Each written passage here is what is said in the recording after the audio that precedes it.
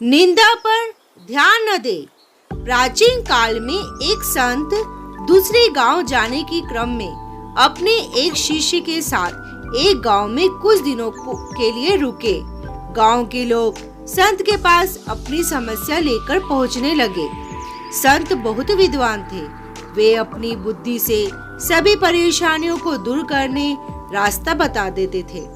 कुछ ही दिनों में संत की प्रसिद्धि पूरे क्षेत्र में फैल गई। संत रोज प्रवचन भी देते थे। उनके उपदेश सुनने के लिए गांव में दूर दूर से लोग आने लगे। संत की प्रसिद्धि देखकर गांव के पुजारी को जलन होने लगी।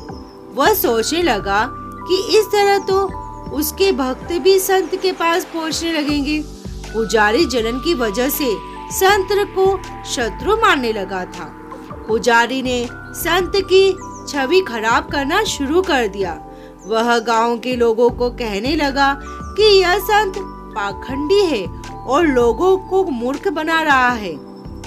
पुजारी के कुछ साथी भी इस काम में उसका साथ दे रहे थे।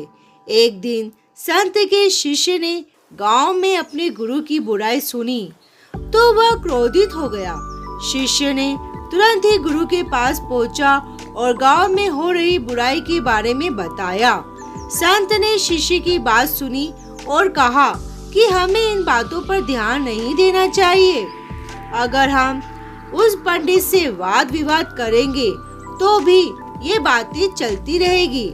जिस तरह हाथी पर कुत्ते भौंकते हैं लेकिन हाथी अपनी मस्त चाल में चलने लगता है, ठीक उसी तरह हमें भी ऐसी बुराई पर ध्यान नहीं देना चाहिए।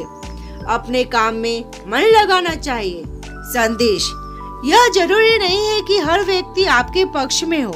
समाज में कुछ लोग हमारे पक्ष में होते हैं तो कुछ विपक्ष में भी होते हैं। इसमें मतभेद रखने वाले लोग दूसरों के सामने हमारी बुराई करते हैं और वे हमारी परेशानियां बढ़ाने रहते हैं। ऐसी स्थिति में हमें निंदाओं से बचना, विचलित नहीं होना चाहिए और अपना काम करते रहना चाहिए।